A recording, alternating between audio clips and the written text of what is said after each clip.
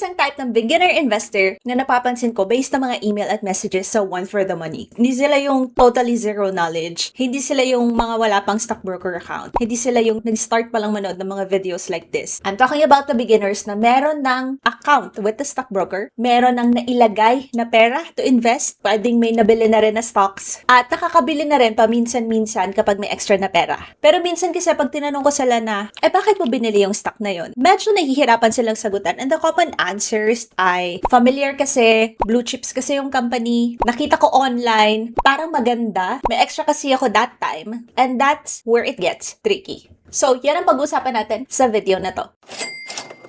Kasi minsan nakala natin yung investing ay dahil bumili na tayo ng stocks. Pero kapag walang clear basis, walang process, walang system, baka nangyayari pala is bili lang tayo ng bili kapag may pera. Hindi naman siya obvious na problema at first, no? Hindi din siya yung bigla na lang mauubos yung investment mo. Pero minsan nagiging quiet problem siya. Kasi baka may hawak ka na stock pero hindi mo alam kung bakit mo hawak. May buying habit ka, which is good, pero wala kang process. And if ikaw yan, hindi kita ginajudge. Actually, I understand why it happens. Pag beginner tayo, no, marami tayong naririnig Buy blue chips. Long term mo naman. O buy the dip. Invest consistently. Don't time the market. Study fundamentals. Study technicals. Manage your risk. Tapos, syempre tayo, busy tayo sa work. Busy tayo sa personal life. May mga bills, may mga responsibilities tayo. And hindi naman buong araw yung kaya nating ilaan para tingnan yung market. So, ang ending, pwedeng ginagawa mo yung pinakasimple sa moment na yon. Na, kapag may extra,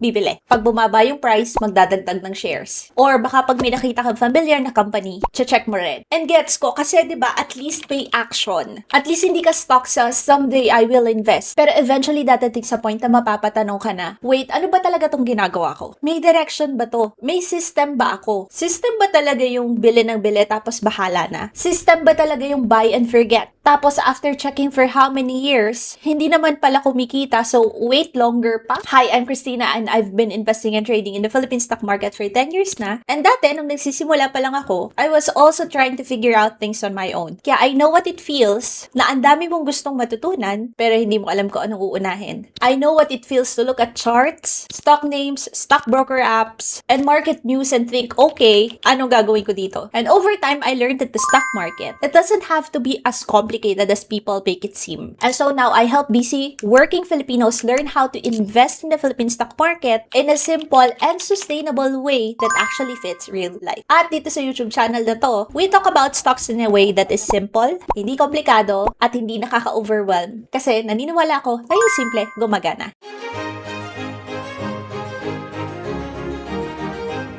Naalala ko tuloy yung isang student ko. Ang sabi niya, needed due diligence talaga sa sorting ng stocks, and I praise God for this masterclass. Biglang dumami yung light bulb sa ulo ko. Ito pala yung missing link kung bakit hit or miss ako sa mga binibili kong stock. Sa umpisa, tedious ang sorting, but I believe this is greatly valuable in becoming an intelligent investor or trader in the long run. And that line, ito pala yung missing link kung bakit hit or miss ako sa mga binibili kong stock, that stayed with me. Kasi I think maraming beginners yung ganun yung feeling. May mga pieces na sila ng puzzle. May broker, may stocks, may YouTube videos, may terms na naririnig, may konting alam sa charts, may idea sa blue chips, may naririnig about dividends, may naririnig about support and resistance. Pero parang hindi pa rin buo yung puzzle or yung buong picture. Parang may puzzle pieces ka sa table, pero hindi mo alam kung paano pagsasama-samahin. And many times, ang missing piece is not another random stock tip. It's a system. Not a complicated system. Not a system na pang full-time trader lang. Not a system na kailangan mo tutukan yung stock market ng buong maghapon. Just a simple system, a repeatable system. A system na kaya mong balikan kahit busy ka. A system na kaya mong i-adjust depende sa season ng buhay mo. Kasi ito yung importante, nagbabago yung goals natin. Oo, kasi minsan, growth yung goal mo. Minsan, capital preservation. Minsan, learning phase yung goal. Minsan, ang goal, dividends. Minsan, gusto mo lang maintindihan muna bago ka magdagdag ng pera. Minsan, okay na mag-risk. Minsan, mas cautious ka kasi may malaking gasto gastos sa bahay, may baby, may family responsibility, or may utang na binabayaran, or may binubuo na emergency fund. So kapag sinabi natin na build an investing system, hindi ibig sabihin na fix yung goal forever. Kasi real life changes. Ibig sabihin is meron kang process na kayang mag-adjust with you. And I want you to imagine like a home system. For example, sa bahay, kung wala kang system, lahat reactive. Kapag naubusan ng damit, tsaka ka maglalaba. Kapag gutom na ang lahat, tsaka ka magluluto. Or tsaka ka mag-iisip kung anong uulamin. Kapag magulo yung bahay, tsaka ka maglilinis. Nakakapagod kasi puro kahabol. Pero kapag may simple system ka, hindi ibig sabihin perfect yung bahay, no? Hindi ibig sabihin na never naman siya magulo. Hindi din ibig sabihin na you're always on top of everything. Pero may rhythm ka kasi may babalik-balikan ka. May way ka to recover kapag nagulo. Ganon din sa stock investing. At baka isipin mo na, ano, si Christina, puro system yung sinasabi.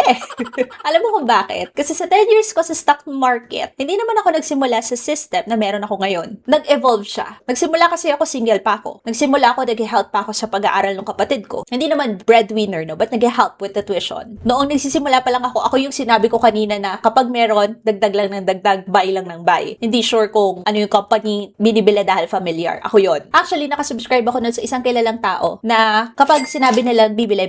Pag sinabi nila magsisell. Gumana naman kahit papano. Kaso medyo nung mag 1 year na, parang napaisip ako na bakit alam nila yung bibilhin or kailan bibili? Bakit alam nila na magbebenta na? Baka pwede ko ring malaman yun on my own without paying monthly or yearly. Kaya inaral ko. And then sa kaaral, I eventually then tried to do trading. Nung medyo nadagdagan na yung streams of income ko. Tapos nung nag-asawa na ako, I had to adjust the system kasi hindi na pwede yung trading style na ginagawa ko. At ngayon, with the baby, kailangan nag-adjust ulit yung system. Ang point ko is, hindi ako tatagal ng 10 years dito thinking about it kung wala akong system. A system doesn't mean na hindi ako nagkakamali. It doesn't mean na guaranteed yung profit. It doesn't mean na laging kumikita lagi, ha? It means na may process ako kada decision making. Isipin mo, ha, kung ang system mo lang is bibili ka kung may pera ka, eventually pagkakaroon ka ng portfolio na halo-halo. At ako ito noon. May stocks ako binili dahil familiar, may stocks na binili dahil may nag-recommend, may stocks na binili dahil bumaba yung presyo, may stocks na binili dahil feeling ko napapag-iwanan ako kasi tumataas na yung stock, may stock na binili dahil gusto ko lang bumawi. And then one day tinignan ko siya na ano lang gagawin ko dito, naghalo-halo na sila. Kaya for me, a repeatable investing system, it needs 4 things. Ito na, 4 things.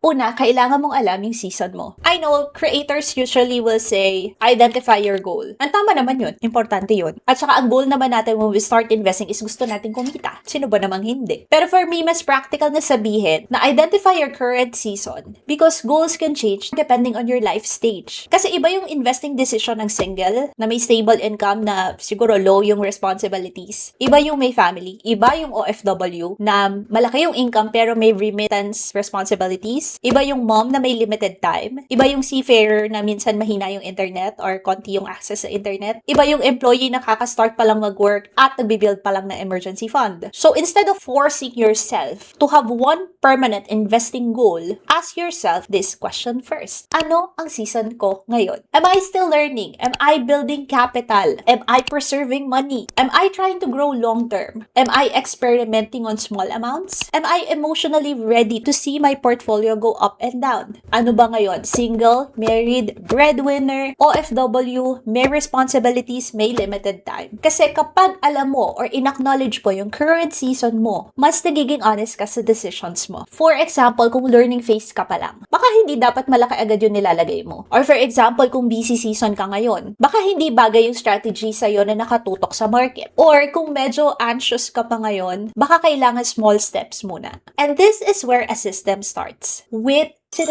self-awareness. Kasi ang investing system na hindi connected sa real life mo, hindi mo rin masusunod.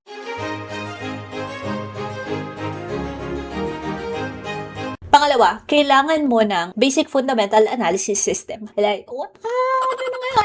Ano daw? And I want you to say this gently. Hindi ibig sabihin kailangan mo maging finance expert. Hindi mo kailangan aralin lahat ng financial ratios today. Hindi mo kailangan maging analyst overnight. Hindi mo kailangan gawing thesis yung bawat company. Pero kung bibili ka ng stock, dapat may simple way ka to answer, okay ba talaga tong company? Because when you buy stocks, you are not just buying ticker symbols or letters on the screen. You are buying piece of the business. And that changes the way you think when you invest. Kasi kapag stock code lang lang yung tinitingnan mo, ang daling bumili kasi sikat. Ang daling bumili kasi familiar. Ang daling bumili kasi blue chips. Pero kapag naiintindihan mo na yung business nila, mapapatanong ka na, kumikita ba to? Growing ba to? If oo, ano yung future plans nila? Gets ko ba kung paano sila kumikita? May reason ba ako kung bakit gusto ko maging part owner ng business nila? That alone changes the quality of the decision. Hindi pa yan yung buong fundamental analysis process ha, pero it moves you away from random buying. Isa pa, mention ko na din yung AI kasi medyo marami na ding kumukonsulta sa inyo ngayon sa AI. Hindi mo pwedeng itanong sa AI na, okay bang bilhin ang company na ito? Kasi hindi alam ng AI ang risk tolerance mo. Hindi niya alam yung answer dun sa first natin na ano yung current season ng buhay mo, yung goals mo, at yung system mo. Practice asking better questions. Practice researching answers to your questions instead of asking AI. Okay lang naman siya. It's a tool. Pero don't rely on asking AI na, okay ba itong bilhin? Ask better questions. Be curious, be a learner.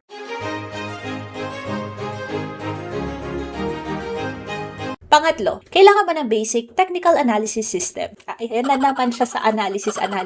And I know for many beginners, technical analysis sounds intimidating. Parang ayan yung chart, candlesticks, indicators, support and resistance, trend, breakout, breakdown, nakaka-overwhelm. Pero in a simple investing system, ang role ng technical analysis is not to make you a fortune teller or mahulaan ko anong magiging galaw ng presyo ng stock. Hindi siya para hulaan mo perfectly for your future. For me, one of the simplest use of technical analysis is to help you answer the question na okay bang bumili ngayon? Kasi pwedeng maganda naman yung company, pwedeng it's a good company pero wrong timing. Pwedeng maganda yung business pero currently pababa yung price. Pwedeng okay long term pero emotionally baka hindi mo kaya yung short term volatility. Pwedeng may potential naman yung stock pero baka masyadong hinahabol mo na pala. And technical analysis kahit basic lang can help you slow down. Kasi instead of buying kasi excited ka, no? You start asking, wait, tumahabol ba ako? Or may area ba na reasonable kung bilhin yung price? Or trending up ba siya? Or trending down? Am I buying because nasa plano ko yon? Or because natatakot akong maiwanan kasi lahat sila nakabili na? And again, hindi kailangan complicated. The goal is not to be impressive. The goal is to be intentional.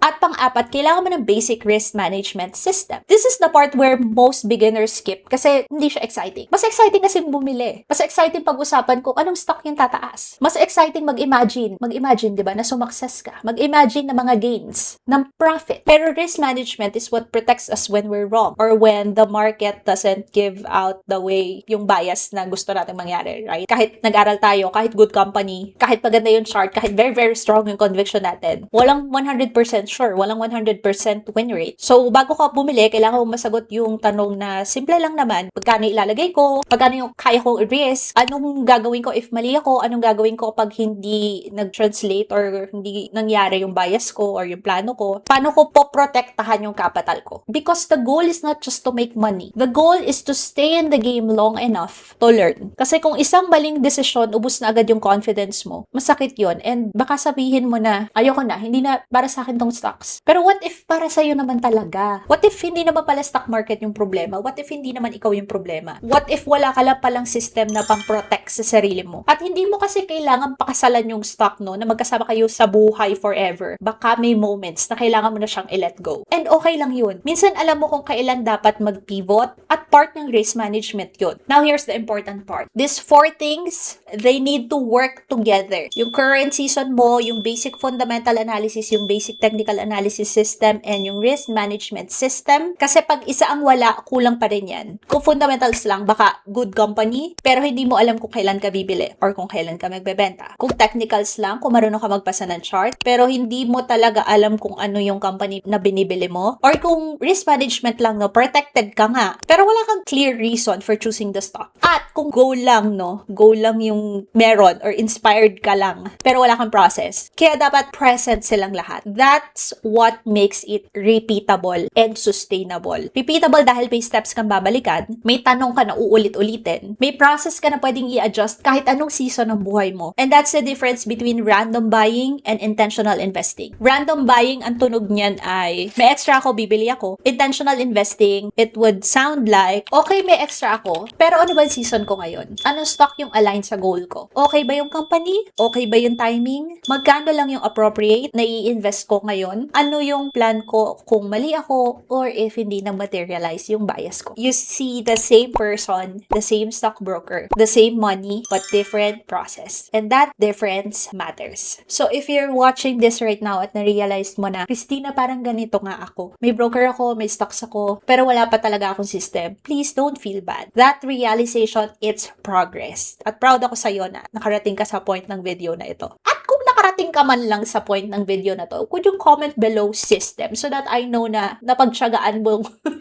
makarating hanggang sa dulo ng video na ito. Kasi hindi lahat willing maging honest sa part na ito. Some people, they just keep buying, but they won't admit na nanghuhula lang sila. Some people would just keep on averaging down because they don't want to admit that they never had a plan in the first place. Some people would just keep on watching random videos because it feels productive, diba? At least may ginagawa. Pero deep inside, hindi pa rin nila alam kung ano yung next step. So if today you're realizing that you need a system, that's actually a good thing. That means you're moving from a passive buyer to an intentional investor. And if you want to know more about this, I created a free training. If you want a beginner-friendly process ng mga minention ko, especially the 4 systems, the sequence, the examples, the step-by-step guide para hindi scattered yung learning mo, you can check out the free training that I created below this video. If pagod ka na sa random buying at gusto mo ng mas malinaw na starting point, you can check that out. That could be a good next step for you. So let me leave you with this, no? Hindi naman masama na nagsimula ka sa bili ka lang ng bili. At least nagsimula ka. Pero hindi ka dapat manatili doon forever. Because your hard-earned money deserves more than random decisions. Again, you don't need a complicated system. You just need a simple, repeatable one. A system that actually fits your real life. A system that can adjust when your seasons change. A system that helps you ask better questions before you buy. Kasi sa stock market, hindi natin makokontrol yung price. Hindi natin makokontrol yung news. At hindi natin makokontrol yung opinion ng ibang tao. Pero you can build a process.